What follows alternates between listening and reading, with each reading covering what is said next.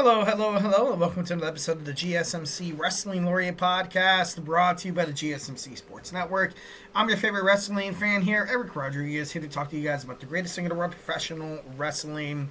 So, obviously, hope you guys, on the East Coast, or for those who, don't really have to wait for WWE Netflix to, kind of surface like you did on YouTube TV. Not throwing any shade at YouTube TV or whatever, but, surprisingly, I was a bad boy. I was a bad boy. Whenever I do these, Monday Night Raw, usually, I don't get access to actually watching it, but I actually did today. So we're gonna go through a little bit of WWE Monday Night Raw talk. Usually I do like a little bit of a preview, but we're just gonna go through the whole shebang and just gonna get through it. And then in our second segment, we're gonna talk about WWE NXT New Year's Evil, and then in our third segment, we have the top moments of WWE Monday Night Raw.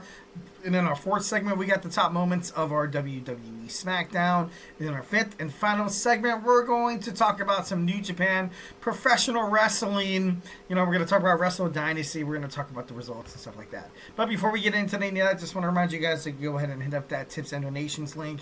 Also, hit up that super chat, whether if you guys are going to bring a question or a hot take in terms of the world of professional wrestling. Professional wrestling.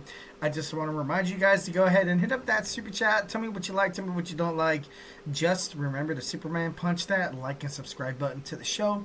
Follow the show, follow the network here at the GSMC Sports Network. We do love a lot of peace, love, and positivity 1,010% of the time. So, of course, in terms of talking sports, it's inevitable. Criticisms are bound to happen. Usually, people don't agree all the time, and it's okay. It's all good. It's all gravy. It's all water under the bridge already.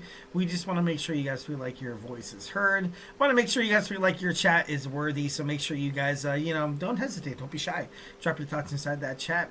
And remember to Superman punch that like and subscribe button so you guys can get some cool notifications whenever, when we go live. So, it's very beneficial for all of us. All right, so without further ado, let's go ahead and get this party started. We have our WWE Monday Night Raw on Netflix premiere, and like I said, usually I try to restrain myself from attending or watching WWE Monday Night Raw before the show starts, but this time it was different. And and I feel like nowadays, in terms of WWE, like obviously, it being on Netflix, it's going to be more accessible for not just people living in the United States like me and you or whatever, or whoever's watching from America. But now it's going to be accessed all over millions and millions of different, audiences. There's so many different demographics that now have the access to watch some professional wrestling. Usually that's, WWE, I feel like it's more accessible than the NFL. I feel like it's more accessible than obviously Major League Baseball and the NBA. And I just feel like, in the nations of like Saudi Arabia, obviously Germany, France, England, wherever you want to watch WWE, now you kind of have more of a better, bigger, more, what's the right word? Proximity? No, that's not the right word. I just wanted to sound smart, so I'm just kidding. No, no, because Monday Night Raw is now, it's going to be easier to get to. It's going to be easier to get to. It's going to be easier to watch. Obviously, if you have a Netflix subscription, it's going to work out well. So, usually I had to wait on YouTube TV on the USA Network. I was like, all right, come on, let's get it going. Had to wait to 8 p.m. Pacific time. But now I was able to kind of see it, I was able to kind of watch it, and we're going to go over it in our first segment. So let's go ahead and do that. All right, first and foremost, the first Monday Night Raw on Netflix, we have Pat McAfee returning to WWE, going back on the mic. I got to be honest, I'm a huge fan of this. I love seeing Pat McAfee. Michael Cole is like the standard of WWE. Before it was kind of like, it was like Jim Ross's. It was his company, but after they parted ways, WWE and Mr. Ross. Now it's kind of fallen into the hands of Michael Cole, and Michael Cole, although he did play some heel time when he was the number one fan of The Miz, now he just, he just fits so perfectly in WWE. He really does. And now you're gonna have Joe Tessitore and Corey Graves on SmackDown, so that should be. I think it's gonna be great. I feel like those two could easily establish some pretty good chemistry. Although my man Mauro Ronaldi or something. I'm sorry, I cannot recall his name at the moment. He used to announce for UFC. He used to. I think he actually did a UFC event. I think he did the Tyson and Jake Paul fight. I'm not too sure. Don't quote me on that. But the reason why he left WWE and he was so damn good was because he, kind of said that Corey Graves was like, bullying him or something like that. Well, not bullying him, but like, I don't know. I feel like it gets to a point where you kind of come to a certain age and it's like, dude, like, really? Are you trying to like kick somebody down? So hopefully, Joe Tessitore doesn't fall victim to, anything or any kind of propaganda or any kind of, slander or any kind of, just mean, rude remarks by any other, WWE commenter. Like, and I'm not trying to point names or anything like that. Corey, I'm just kidding. No, but I hope it works out. I really do hope it works out because those two, I feel like Joe Tessitore was pretty good on Monday Night Raw with Wade Barrett. And then Corey Graves, obviously he's Corey Graves. I'm not a huge fan of Corey Graves, but it is what it is. He's gonna be that heel. He's gonna be that heel voice that like you saw with Jesse Ventura, like you saw with Jerry the King Lawler when he was with Jim Ross, like Taz, like JBL, et cetera, et cetera. So I'm hoping for something. I'm hoping for it to be good, which I think it will. I do think it's going to be good, although I might be a hater. You can call me a hater all you want, but it's not true. I'm just kidding. No, but ultimately, I do want to see, Joe Tessitore, continue his commentary. Triple H Paul Levesque said, and I quote, previously stated that this show on Monday Night Raw Netflix is going to be treated as if it's going to be a WrestleMania event. I feel like I said, I'm a bad boy. I already watched it. I can definitely see that. I can definitely see with all the lights, with all the pyro, with all, with the Travis Scott performance, like it did seem like a WrestleMania caliber night. And, and you saw a whole bunch of stars in the crowd, from movie stars to NXT stars to Raw and SmackDown superstars to legends. Overall it was, it was pretty cool. It was pretty cool. Speaking of legends, Hulk Hogan came out. Gotta be honest, it was a little awkward. It was obviously it was a little awkward. A lot of people kind of having mixed feelings. And like I said, this podcast is not about being political any way, shape, or form whatsoever. But you kind of gotta, call it what it is. Hulk Hogan. He was on the Trump administration. He, said he was going to body slam Kamala Harris and, stuff like that, this and that and the other. And, you're living in California. California, has the reputation of kind of being blue. So, there was booze. There's a lot of mixed emotions. But I feel like he brought Hulk Hogan out there and he kind of established all he could. Maybe not the best booking, but then again, it is what it is. It is what it is. I'm not going to go any further than that whatsoever. But Hulk Hogan, being a part of the first Netflix was for fans. It was a little troublesome, but all in all, I thought it was pretty. I thought it was interesting. Travis Scott did an amazing job. He was performing. Then he came out and obviously kind of introduced the Yeet Man, Jey Uso, Yeet. And it was exactly it was that PLE. It was definitely that PLE. Obviously, a lot of wrestling fans, including myself, were kind of listening, kind of paying attention to a lot of the kinks, a lot of the pyros, a lot of the spots, in terms of lighting and stuff like that. Because the WWE Royal Rumble is February 1st. It's going to be the first PLE ever being streamed on Netflix. And, I just want it to be good. I want it to be good. And honestly, this Monday Night Raw was absolutely phenomenal. I do not have the audience ratings or the viewing ratings as of right now, but I can guarantee you it's going to be very, very good. It was overall a good presentation. It was kind of cool to see Travis Scott come by. Logan Paul was seen backstage. Didn't really make any waves. Didn't really kind of do anything, but it is what it is. It is what what can we say with with the YouTube star John Cena, of course. Kicked off his farewell tour. I want to see John Cena kind of going more toward a darker kind of character. I don't want to see him go out there. Of course, when you get to that age, you're supposed to put superstars over, and I get it. But it's to the point where, I want to see John Cena kind of be a jerk.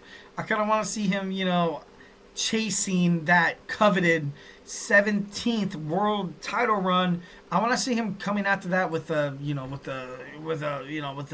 fistful of blades, ready to attack, ready to kill, ready to absolutely slay anybody in his way, because this is the last time he gets to do it. Who gives a crap if you're liked? Who gives a crap if you feel like do you owe the WWE universe something at this point?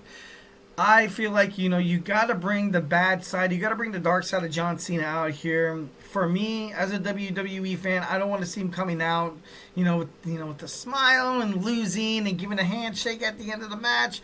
Good job, man. Like, during my retirement tour, you kicked my ass. I just want to, I want to see something different for John, and I feel like it's going to be great. The Rock, after Roman Reigns defeated Solo Sikoa in Tribal Combat, came out and gave Roman Reigns a handshake. Nothing really to be said from this. Obviously, a future bout between The Rock and Roman Reigns. I felt like if The Rock was a little bit more, involved in the Solo Sikoa Roman Reigns storyline, it would have ultimately been propelled tonight or perpetuated, but it didn't. It didn't. So that makes me think, okay, maybe they are going to, kind of save Dwayne "The Rock" Johnson for him to get that win at the WWE Royal Rumble. I feel like you kind of leave that open right there. Jey Uso defeats Drew McIntyre, rolls him up with a I think it was a crucifix pin. I'm not too sure. Don't quote me on that. And Drew McIntyre just looked lost. And I got to be honest, I was lost too as a WWE fan. Drew McIntyre has been reigning terror all over this new OTC bloodline, people who are deciding to align themselves with Roman Reigns after everything that Roman Reigns has done to the WWE, holding a stronghold with the WWE Championship and the WWE Universal Championship. But I like Jey. I do like Jey.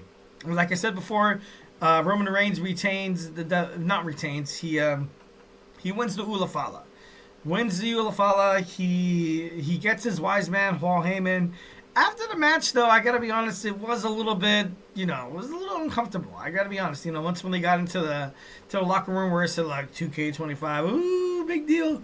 I wanted to see something more, but then again, maybe that's just me being selfish. Liv Morgan loses her WWE Women's World Heavyweight Championship against the hungry, "This is my brutality," Rhea Ripley. And, Rhea deserved this. Rhea deserved this more than that, more than anybody on the roster. I like this direction. I want to see Liv Morgan kind of stand on her own on Monday Night Raw as a heel. With the introduction of the mid-card title, with the WWE Women's Intercontinental Championship, I think it opens the door. It opens the door for a lot of women's wrestlers, and including, Liv Morgan. Liv Morgan, obviously, by all means, she does have a rematch. But if you're going to have her lose to Rhea Ripley tonight, why would you have her in a rematch, reclaim that title? I don't think it's smart. Rhea Ripley, I feel like Charlotte Flair, Becky Lynch, definitely the possibility of them winning the Royal Rumble is now a little bit higher, as opposed to, because I was like, you know what, if you're going to have the WWE Women's Royal Rumble winner challenge somebody as young, as ambitious, as, she's like a new fresh flavor in Tiffany Stratton, who cashed in her Money in the Bank.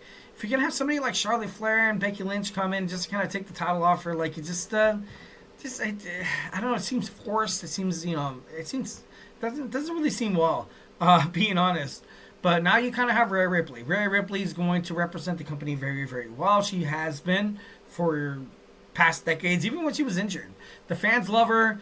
Honestly, I love her 1,010%. She's a well-respected, hard-working wrestler to do anything in her power to achieve success. So congratulations to the new WWE Women's World Heavyweight Champion, Rhea Ripley. And I'm just hoping that this is the end. I'm hoping this is the end of this feud. I don't want to keep seeing this wash, rinse, and repeat promo. Someone beats the hell out of the other person promo. Somebody comes back from an ambulance promo. Liv Morgan and Rhea Ripley stare each other down, and then bam, that's it. So I'm hoping that this kind of stems some, I want this to be something different. CM Punk defeats Seth Rollins in a match that, it was a good match. It was a clean finish. I didn't really have any problems with it. CM Punk endured 2 pedigrees, one on the announce table, a stomp, put his foot on the bottom of the rope. But then, after 2 go to sleeps, Seth Rollins, kind of faltered. And, for me, I was kind of like, okay, cool, CM Punk won, yada, yada, yada, that's cool. But they made CM Punk seem, unbeatable. A little bit impervious to pain. And then, Seth Rollins, he literally brought all the tricks out of his book. And is that really a storyline that WWE wants to portray over Seth Rollins and CM Punk? That, whatever Seth Rollins has to throw at CM Punk, it's never ever going to be good enough to defeat him. This match kind of had me at mixed feelings, but I was kind of I was kind of thinking to myself, I was like, you know what, if Seth Rollins finds a way to win, you kind of have these guys going back and forth.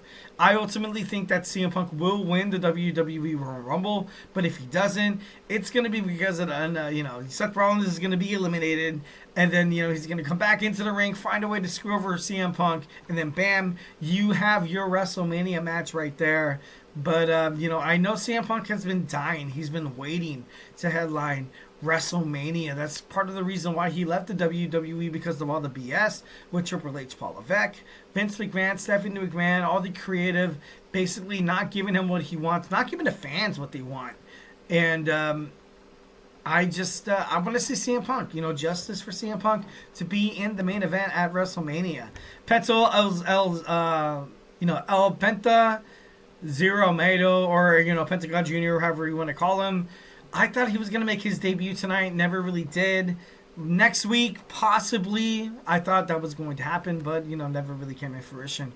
The Wyatt Six and the Final Testament, not really any subtle hints whatsoever, but, we're gonna expect this feud to kind of continue. I thought besides The Rock and Penta, we were going to get a return or a surprise, but that obviously did not really happen. Raw on Netflix, I gotta be honest, was I gotta give it a 9. No, you know what? I'm not even gonna give it an Eric Rodriguez 9. I'm going to give it an 8.5. An 8.5. It could have been better. It could have been better. Maybe I'm being a little selfish. Maybe I'm being a little bit of maybe being a little bit over dramatic, but I just thought it could have been better. I'm sorry, but overall, I feel like WWE on Monday Night Raw, on Netflix, you could totally tell from the camera angles, it was different. It was badass. It was super cool. Obviously WWE heading toward this direction of being on Netflix.